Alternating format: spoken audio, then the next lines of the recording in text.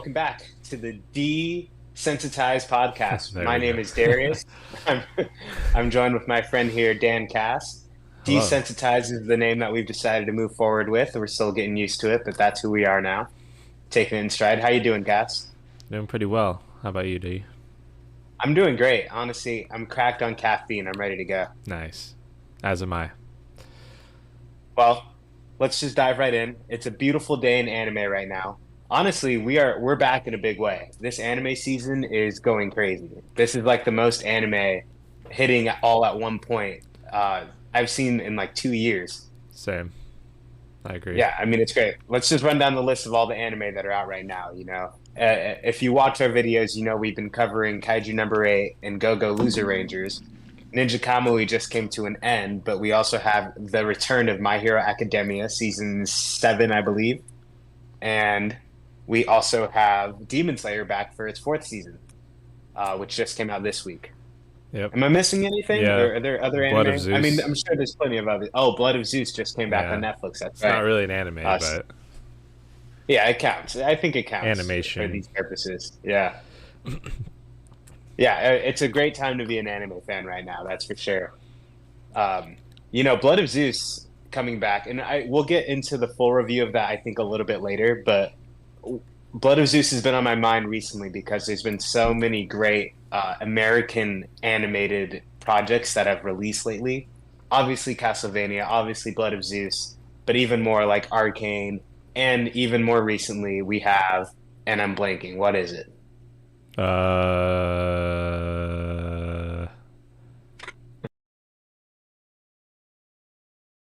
Oh, all that being said, uh, with Blood of Zeus out and a lot of other adult animated content, honestly, just being an animation fan in general, it's like we're eating constantly now, and I'm here for it. I love it. Yeah, it's I think like last season I was maybe only watching like one or two things, maybe. Like it and now Mhm. I've got like a plethora of shit to watch every week, which is pretty dope. I missed having like something to see like almost every day of the week. So it's definitely brought a little bit of excitement to my day to day.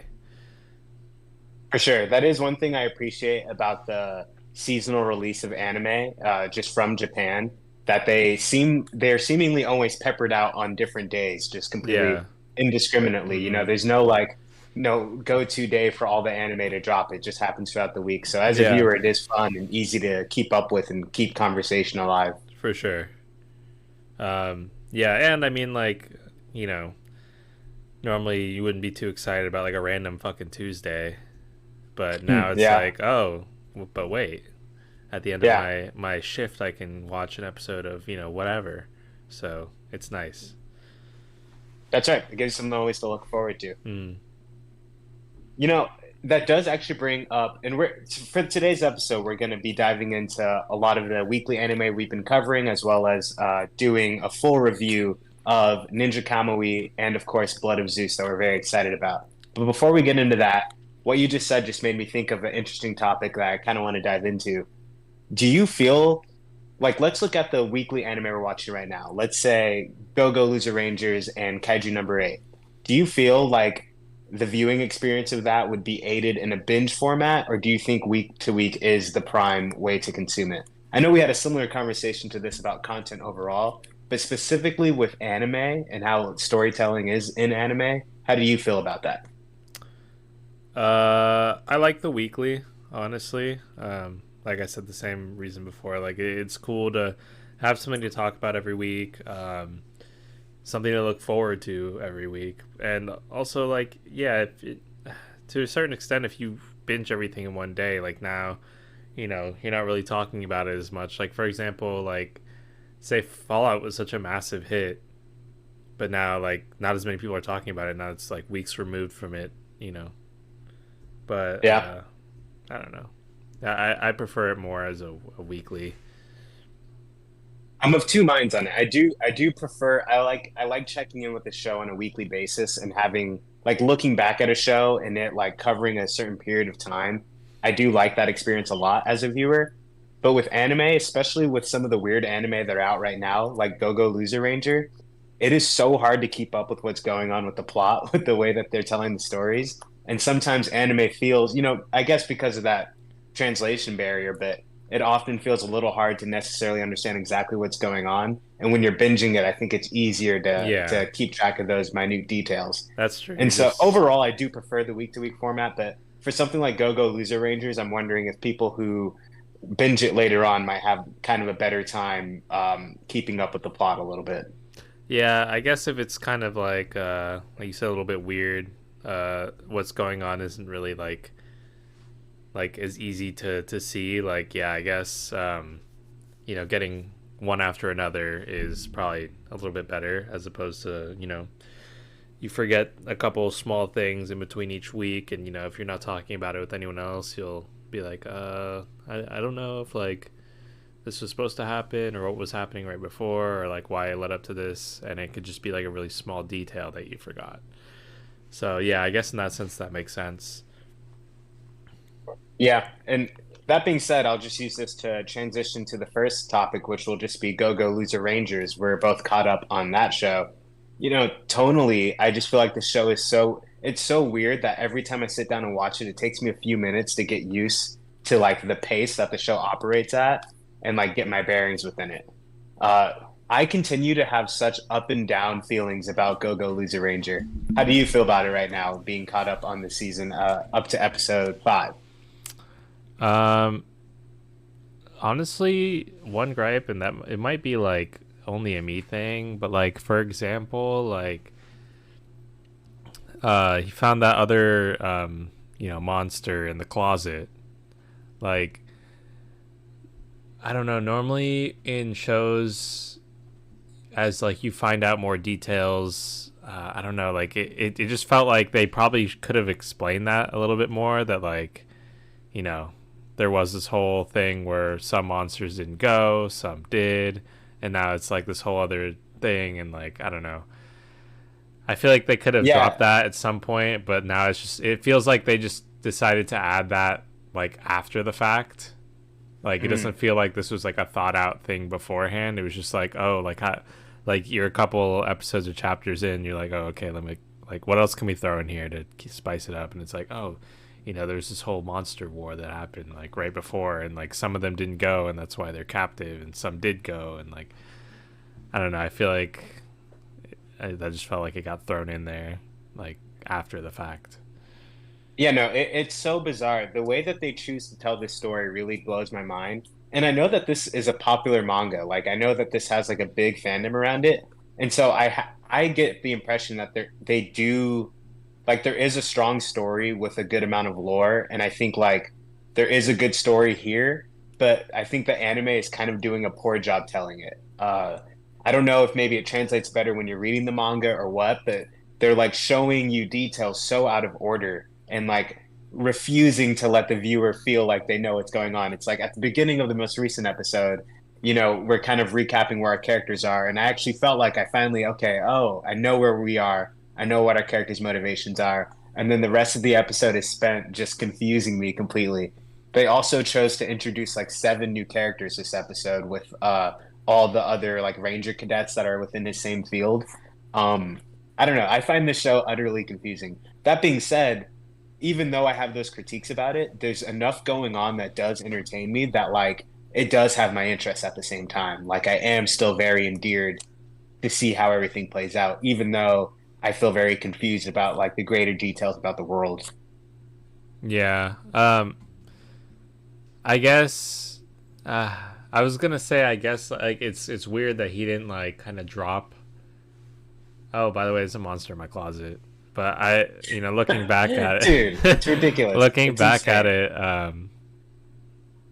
the way I remember it, it kind of was a thing that just happened. Like they didn't really plan on this happening, so like I guess it makes sense why he wouldn't really have the time to tell him.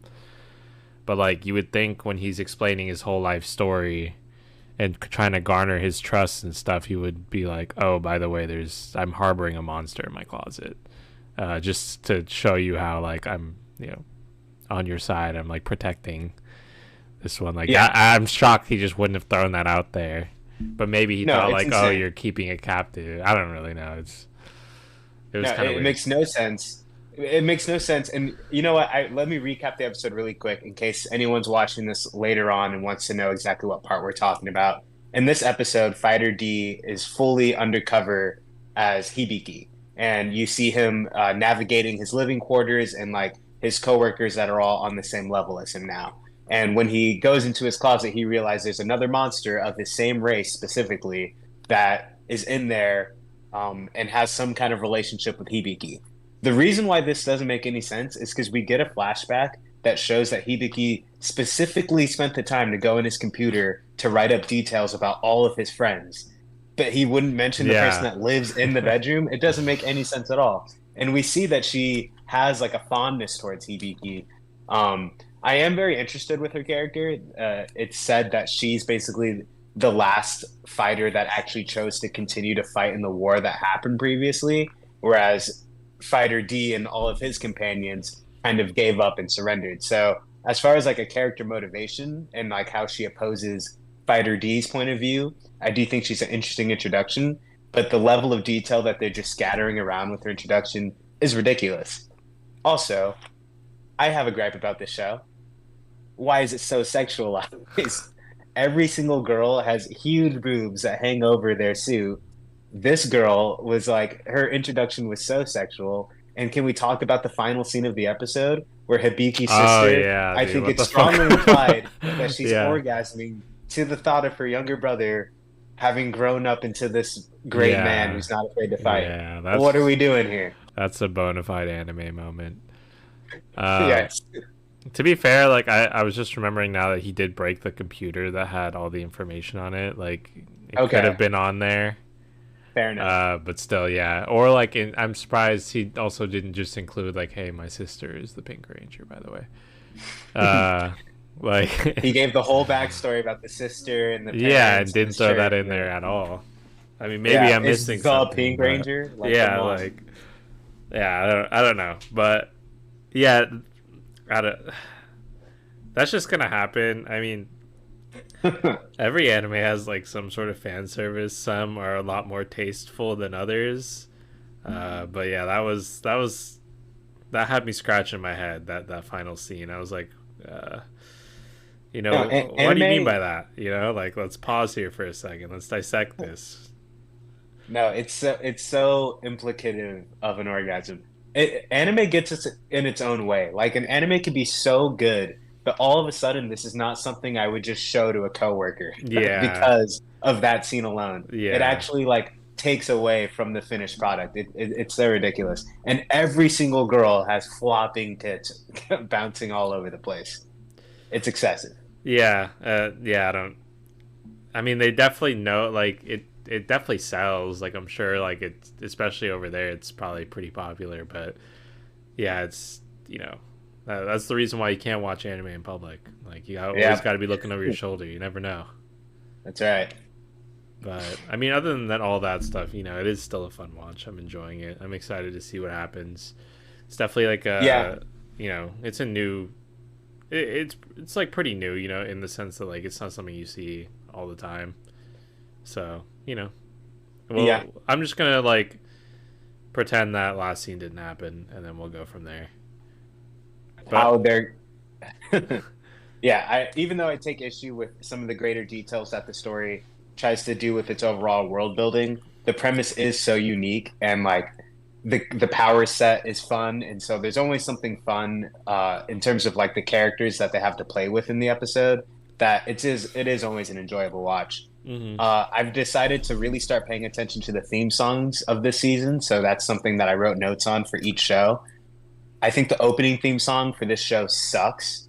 Really, I Um, kind of like I it. so I do think that it services. I think that it matches what the show is well in a weird way. Like I do think that the creative choice that they did for the tone of the series matches pretty well. As far as the visuals go, I think they're fine. But overall, I find it very forgettable. The closing song, though, I love. I'll eat that up like a bowl of cereal. I think the closing intro song is pretty good, but the visual of the closing intro is so much fun that I can't skip it. I have to watch it every time. Mm.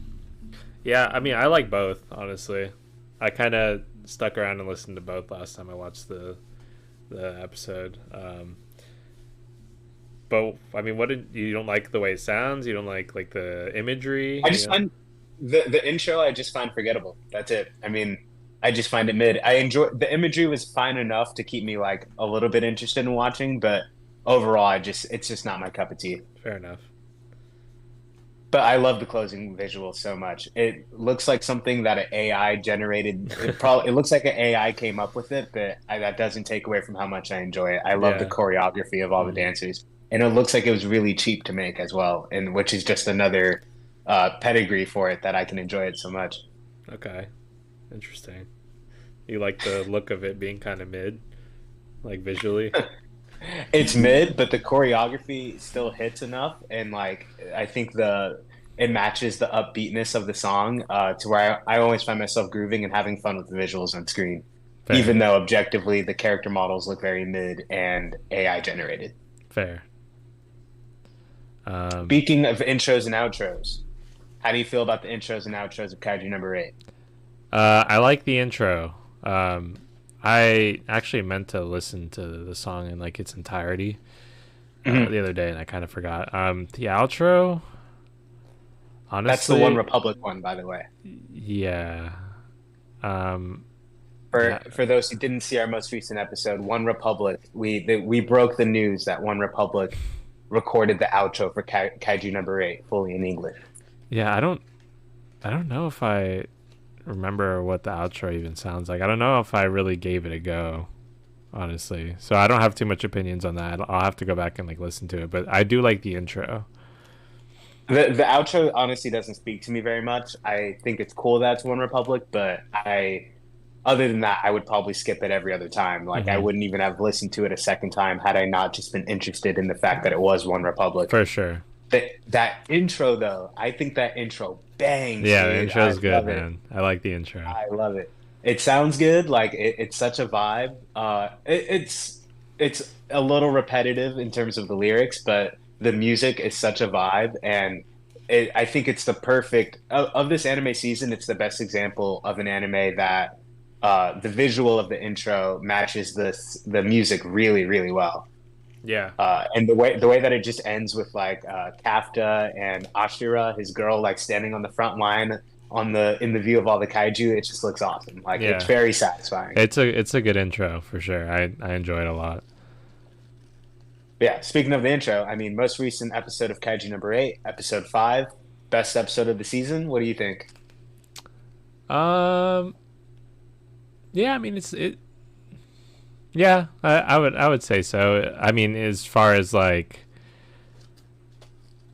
it nothing crazy happened obviously, but you know, it was like I don't know, it's one of those moments where like nothing like I said nothing crazy happens, but like I still really enjoyed the watch. I like seeing how it all unfolded. It's always nice to see what's her name? The his girl. Like his childhood friend. Yeah. It's Ashira, I believe, or Okay, yeah. Ashiro. It's always I might be nice. getting it slightly wrong, but it's something like that. It's always nice seeing her like give those little smirks or whatever when he, you know, does something stupid or you know whatever like um They're dangling her flirtation with him like a little carrot, and I'm here for it. yeah. Just to And recap the episode really quick, this is the episode that it concludes the examination process to join the Defense Force, and it opens to the induction ceremony. And we find out that Kafka just barely manages to be promoted to a cadet, and has like almost like a probation period where he has a chance to step up his game or he might be fired. But he's officially made it to the next step into the Defense Force. And so mhm. this episode, we get to meet the other characters that we did get introductions to already, but we got to see them kind of incorporate like a group and a bond. And we got a montage of all the characters spending time together and getting a chance to see what their personalities are like. Yeah. It's also cool to see him and dude, I'm horrible with the names. The blonde chick are like I don't know her they're name. gonna I don't know her they're name. gonna be like the three musketeers, which is Yeah. like a Yeah. very interesting dynamic. Hmm. Um, I'm pretty excited to see how that goes, and yeah, it was cool being able to see like actually get a little bit of a deeper dive into all the other extra characters because before that you just really got like small moments of them, but now you know like you know certain ones are competing directly with others, and then the strengths and weaknesses of some of the other ones as well. It's pretty cool. Definitely it makes me care a little bit more. Like if one of them died or something, I'd be a little bit sad, as opposed to like last episode, I'd be like, oh, I don't really care, you know. It seems like they're setting up a death. I mean, the episode closes with the he's the co-captain of the defense force with the thin Yeah, eyes, with him saying, don't get close, don't get too close to anyone. You never know when someone might die. And yeah. then the alarm bell rings, and they said that to start their first mission. So either they're setting up a bait and switch where maybe he saves someone at the end, and he's like, I won't let my people die, or someone is just going to die soon. It does kind of seem like that is going to happen because one thing I was going to praise this episode for was they have endeared me to all of the side characters. Like I actually do really like their dynamic. Like in one episode, I went from barely knowing any of these people or even recognizing their character models to loving this little team that they formed Hmm. and the camaraderie of Kafka being the old guy and they all still want to like root for him. Yeah, Honestly, someone probably is going to die, come to think of yeah. it. Yeah, yeah. You can never feel this happy without a death coming. It'll definitely be like another one of those moments where he has to decide if he wants to risk being caught or like save someone, and I'm sure he'll save someone every time. Love that co-captain character. Yeah. He's the perfect blend of like menacing, competent, and funny. Like he's such like a silly guy. He also recognizes the value in Kafka, but also is like super skeptical of him Hmm. and like feels like he can like flip on a switch and just, take him out if he needs to. It I'm might super like interested in like how where his place in the story will be. it might be I mean, you didn't watch a lot of Bleach, but and it also might be the eyes, but he reminds me of like that character Jin Yeah. with the white I mean, he hair. immediately invokes Jin with that Yeah. smile in The those eyes, dude. smile, but Yeah. like he's low key got like some other shit, like he's got another side to him. Hmm. Yeah, they're kind of Very remind me similar, of, honestly. they kind of remind me of the same person. I'm sure maybe like with the design of him, like he literally looks like him just with black hair. Like probably some sort of inspiration was made there. Yeah, that grin and line combo is really Yeah. something. Yeah. I really like. I struggled to know how I felt about some of the character designs. Just the artist's approach to depicting them. Their faces are very like rounded in the middle. I don't know if you've noticed, like a lot of like forward shots, you kind of lose the nose and the eyes get more of like a globe Yeah, like a yeah, globe yeah. like texture to it. Yeah. I don't love that, but overall, I do like the character designs a lot. They're all distinct, and when you see them all together, it's very satisfying on the eyes. Like that's just a check towards the animation team and just the character models. But dude, I saw something online that blew my mind. You know, the guy who's in their little group, he's like the big guy, he has no eyebrows and he has hair that goes like up. Yeah. Okay? He's really serious. He's He's the like one who keeps shredded. being like, yeah, he's shredded. Yeah. He's like gaining more points and everything. If you look him up in the manga, I wish I knew the character's name just so you could look it up. He's black. He's completely a black character with like purple hair, and he's like white in this with no eyebrows. Like I don't know what the heck that is. Like What? and he's like apparently he's like a big character too. Like I think he like goes far in the manga and just has like a big presence overall. But yeah, he got whitewashed. Wait, I gotta look this up. Um, This is the one republicification of anime, man. They want to take all of our black characters and make them white. Careful of that's spoilers, pal. yeah, It is ridiculous. that's crazy. Yeah. I don't see what like why you would ever change that. Like I don't know unless you're changing his entire backstory. You No, know. it's like technically vague in terms of like the manga, like it's shading, but it's just Uh like manga 101, you can tell what it's supposed to be. And I yeah. think there's also been like colored like covers of the manga as well that make it pretty obvious. But yeah, that's just a weird thing. But besides that, I do really just like the character models and designs. I'm into it, and Hmm. I got over the rounded feature thing. I think I actually appreciate it now. You got over it Kind in of like like when I two watched, minutes. yeah, it's like when I watched Soul Eater, there were some designs with their noses that bothered me, Uh but huh. eventually I get used to it, and then it becomes part of the charm of the specific like creator. I really like you get extra points for me if you if like I could look at, if you do a bunch of different animes or whatever, and I could see just one character and I instantly know like who the author is. You know what I mean? Like if you Yeah, can be really distinguishable with it, like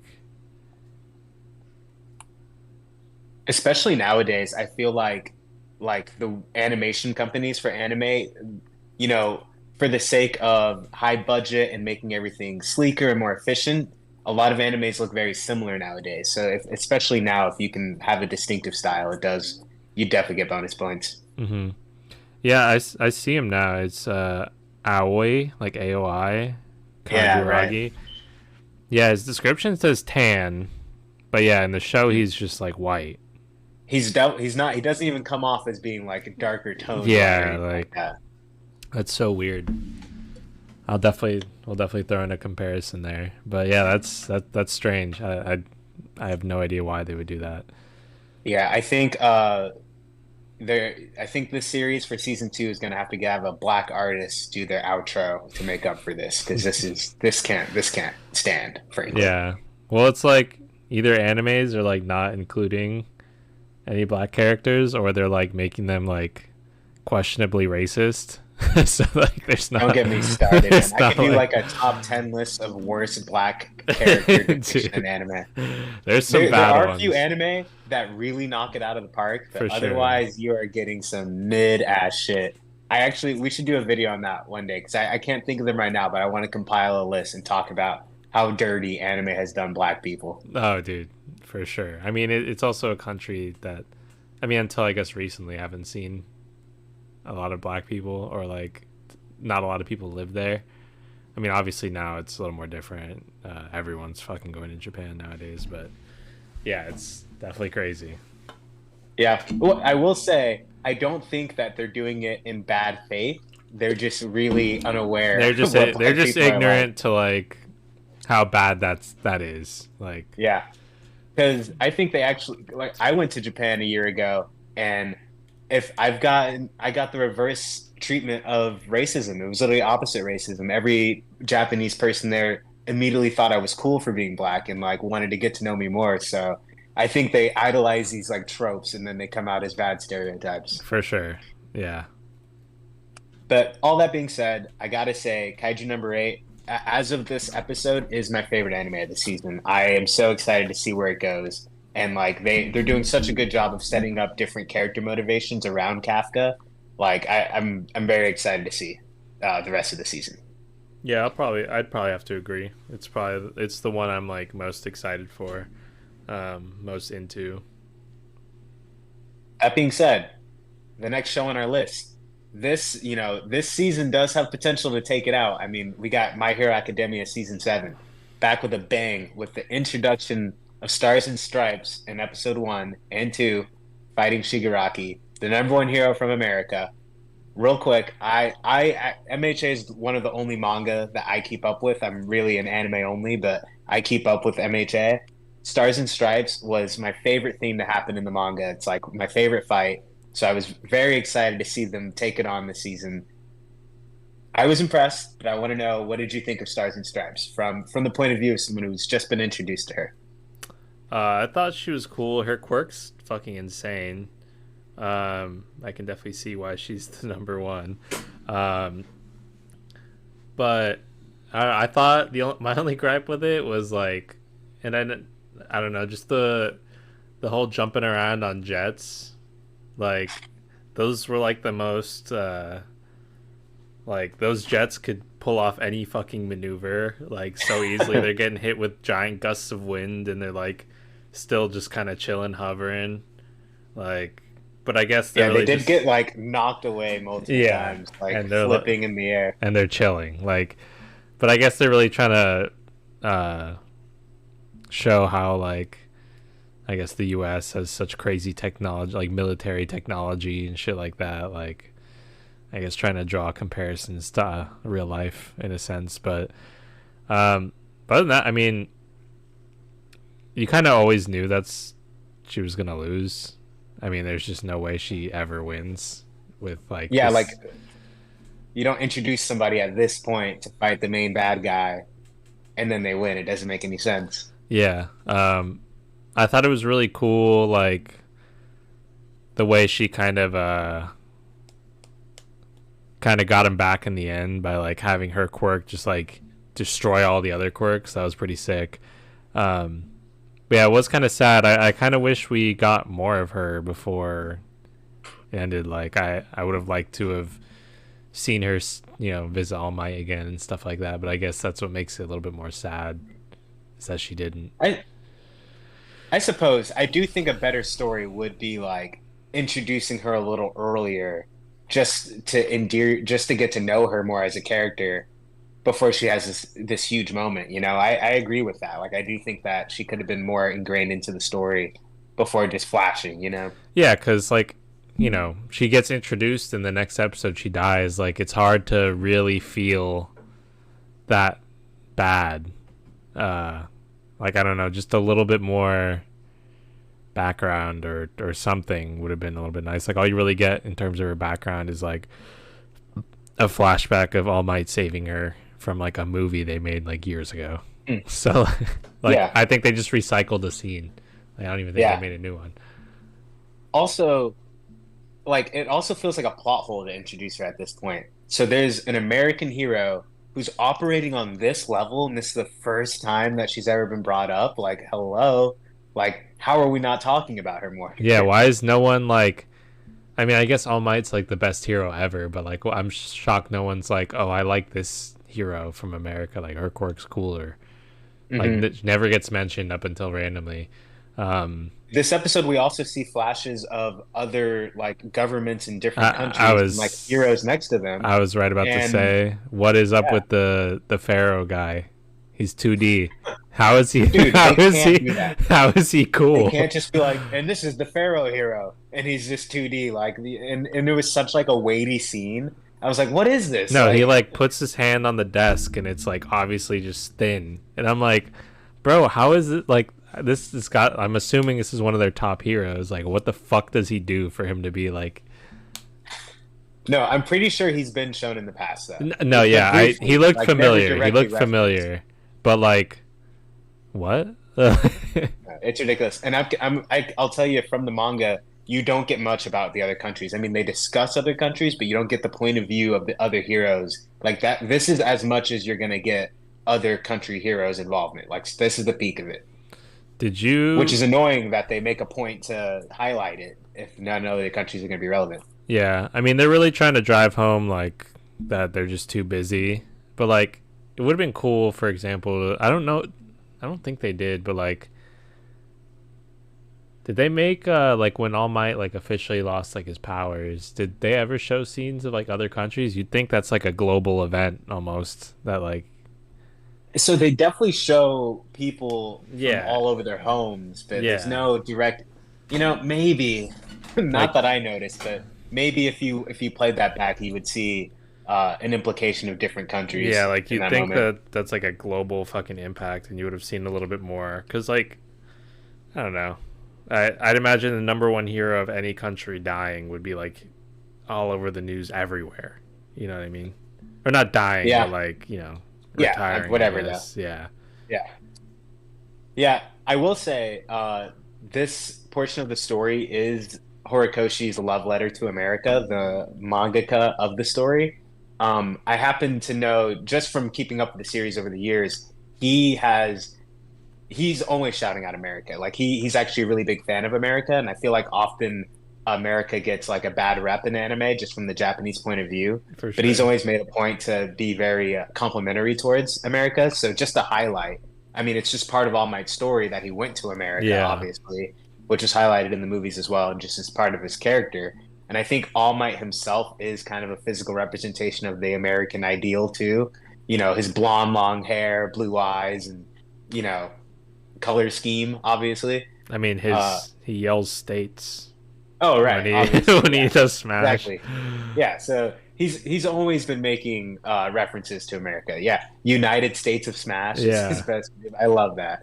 Um, but he also says, Deku's ability Black Whip was directly inspired by Spider-Man, obviously an American property as well. So he's always been giving us love, and the fighter jets. See, I just think that these two episodes it served pretty well and it was a cool fight, but there's some I think that it could have been fleshed out a little bit more because I just feel like the fighter jets they weren't as cool as it wanted to be, basically. And I do think in the manga they had more of a cool kind of like impact and like, yeah, America, we have like fighter jets and we're cool. Actually, when this was happening in the manga, it was happening around the same time as the Top Gun Maverick movie. So there was kind of like some synergy going on there in terms of, that being realized. But I just feel like the manga maybe did a better job of like showing off how fluidly she's working with this fighter jet team. That being said, it did lend itself to some cool moments. Like, so the way New Order works is she can just establish any two rules of reality point blank, completely overpowered. But when she says that she has like a 3,000 times bigger version of herself, and then she can wield lasers, and Yeah, everyone shot the lasers in her hand, and then she did that that was attack. sick. That was so awesome. I mean, Yeah, that moment alone was like, okay, this is just great. yeah, that was sick. Like, Yeah, that was an example of like the author doing what we all love him for in this story, which is like coming up with crazy quirk abilities and then seeing them actually play out. I think yeah, MHA is its best when it's operating on that level. for Go sure. ahead. I was gonna say like it is kind of sad. Like, there's so much things, like so many cool things you could have done with that quirk that like it sucks. It's like gone now. Um, Yeah, but yeah, I mean, I guess it's kind of too OP to have like just kind of around. So it's understandable, and like if Shigaraki got it, like it's just kind of GG's at that point, anyways. So like you kind of have to fully destroy it, I suppose. yeah, yeah. It's just annoying that like, okay, if you Endeavor and Deku really got together, this would all be over. But oh, we're just fighting alone. I guess Shigaraki cut them off. They were gonna link up, but still, it's just like, oh man. Of course, it's the best power in the world, and she's just there solo, you know? Yeah, like I mean, yeah, I guess it was just kind of they're really trying to drive that this is like her doing this like not under orders, like just doing it on her own type. But yeah, True. it's definitely yeah, it was great. I can like nitpick and whatever, but it was fun. I liked it. For sure. Um, just to get the hype train moving on this season, I think last season was a great season. It was so many fights. It was really action packed. The pace of it was like stellar. This season, based on the manga, is going to move even faster. That's And crazy to think. yeah, no spoilers, Yeah, but like this arc is the final arc and has been like Stars and Stripes battle happened probably about 13, 14 months ago, I want to say in the manga. And then it goes right into the final arc, and that's still happening in the manga right now. So I don't know how they're going to break this up seasons wise, but as far as hype goes, there's a lot to be excited about because there's still a lot of story to be told. But it's like the Chimera Ant arc in Hunter x Hunter. yeah, Like it's just that's long. how huge of a story we're got to be jumping into. I mean, And actually, the manga should be ending any week now. The last chapter that just released was kind of the climax of the story. So. interesting. Yeah, I mean, I'm assuming it won't be as fucking boring as the Chimera Ant arc. Like, oh my Hot god, take, what a pal. fucking drag that was! Getting like getting so many backstories of all these ants that like are so irrelevant, have maybe like one episode in like the spotlight. Like, I don't care, man. Let's Dude, a keep lot it. of them got like multiple episodes out. Yeah, A lot like of them did. okay, but still, like let's keep it pushing. Like these Yeah. guys are so irrelevant. It doesn't matter. I don't care for them. Even if you give me a full fledged backstory, I will never care. Like, I didn't even think like Dude, a lot of the ants were cool, except for like the big three. yeah. I mean, there were some fun ones, but like I agree, it was dragged out too much to actually care. Like if that season came out now, if the Chimera Ant season came out in 2024, I think it would be 20 episodes shorter. And the way that you would get the background on these ants is like you would see them fight, and then right before they die or do their Yeah, biggest you get move, like then you'd a get a 2-minute cutscene of their backstory, and you would still hit the same emotional beats, and we'd keep it moving, you know? yeah, like they just dragged it out like way too long. I mean, and there was like some of the best moments in the show during that arc, but like at the same time, there was so much like nothing. Like Yeah, it sucked. yeah. Oh man, I love Hunter X Hunter. I now want to get into like a whole 30 minutes on it, HSAH, but that's besides the point. Is there anything in particular of any like hanging plot beat in MHA just before we wrap it up that you're most looking forward to seeing the outcome of? You know, we've got the struggle between All for One and Shigaraki, kind of like the power struggle there. We've got Deku and his emerging quirks. He hasn't, you know, he still hasn't mastered all of them yet. We have we have Spinner is getting some light. I know you saw the scene with All for One and Yeah, Spinner, the lizard guy. yeah, He's going to get a pretty interesting arc coming up here soon. And then of course we have what's his name? Red hair, white hair, Todoroki. Fire and Ice, Todoroki and Endeavor and Dobby. Yeah, I Off of think that reveal. I'm most excited for that. What is I don't know if I've like what's Spinner's quirk aside from being a lizard? It's just being a lizard, Why man. is he so like regarded as like why is he even in like the I can that explain. group? Okay, explain I can please. explain. So Spinner is a heteromorph, uh, which the reason why he's motivated to be a part of this group at all is because heteromorphs are looked down on in Yeah, society. They're actually sure, like second class citizens. So sure, it's like a metaphor for racism. for sure. There's two heteromorphs in Deku's class, class 1A. And so just to tease the storyline, there's going to be like a whole heteromorph civil rights movement, like commentary on Malcolm X and Martin Luther King Yeah, I mean, I saw subplot that. that's Yeah, going I to saw emerge that out of that. cooking for sure. But like, So Spinner, the reason why Spinner is in the position that he's in is because he was a fanatic of Stain back in the day.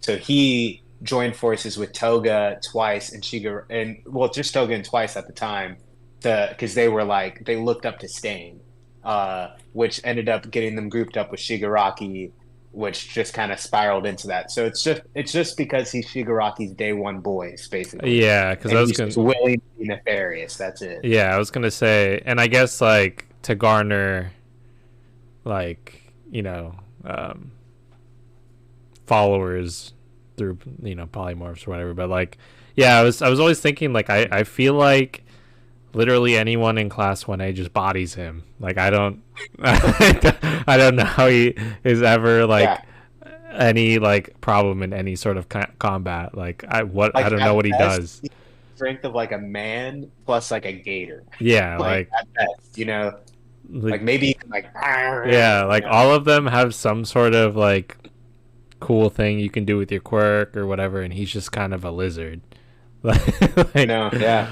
Even if he was like if he wanted to be a hero, he like wouldn't make it in the class into like the school. He like wouldn't make it. yeah, like make it a thing where like he's just super OP underwater or something like that. Like they've never even like kind of brought that up or just give him anything that like would be a really cool power of like being like a reptilian kind of thing.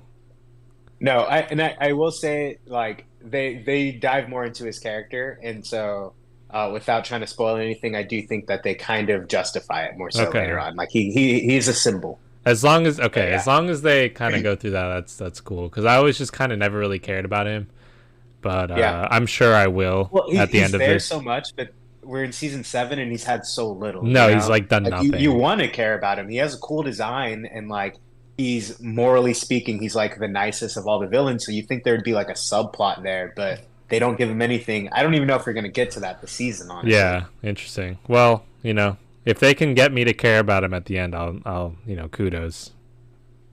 Do you think Spinner's his government name, or do you think he was like, I'm Spinner? I don't know. That's, Either way, it sucks. Either his parents hate yeah. him or like he hates himself. Yeah, yeah, I guess that's true. Yeah, Spinner's a terrible name. Oh, but the theme, how do you feel about the theme song? This is a uh, theme song podcast. So you got to come prepared for this. dude, I'm not. I watched a little bit of it and then I kind of I was on a time crunch, so I didn't because I realized I had like 3 episodes I needed to watch in like a short amount of time. So I don't even remember what it is. From the little It was bit that I fine. heard, I don't think I cared that much. Like if it really struck me quickly, like that it was going to be a banger, I would have listened to it. But it didn't seem that great. It was fine. I think most of MHA songs are they're just so anime. It's like exactly what you expect to get out of a anime theme song that it doesn't really feel unique. They've got a couple They bangers. they do. I haven't been into the last couple ones really, but with this one, there is a moment at the end of the theme song where the music actually swells up to a very hype, like guitar riffy part, and you see Deku like using all of his quirks to like whip around and like the animation sequence is him high-fiving everybody in 1A. And I love how that looks. Like they really like they ended on a great point. So that moment is great. Other than that, pretty mid, nothing crazy to look out for. Yeah. I'll definitely go back and listen to it. But I know there's been a couple. I can't think of which seasons they were. I know season one had a banger. Mhm. Um, and then maybe one or two other seasons come to mind, but I can't think off the top of my head. I don't know if they've ever had like a good outro that I cared for. None that I can remember. Yeah, so probably not that cool. Probably one of the that's kind of off top. Probably like one of the best outros that come to mind are like JJK season one was good. Um, Oh yeah. Fire Force. Uh, Oh, that one had a great one. yeah, and I mean, I'm sure there is some really good Naruto ones, but this Oh, one, Naruto has consistent yeah, bangers. there's one in Bleach like season one or two or something like that that Mm. I still listen to this day. If it's early on, I bet I would recognize it. Because Probably. I saw those early seasons of Bleach so much on Toonami. Yeah, no, you probably know it. It's a banger. Quick shout out. I know you're not watching it, but I'm really into Windbreaker. It's a new anime this season as well. There's 6 episodes out right now, I believe. Uh, has I appreciate an anime every once in a while that doesn't have big stakes and is just about one story. Hmm.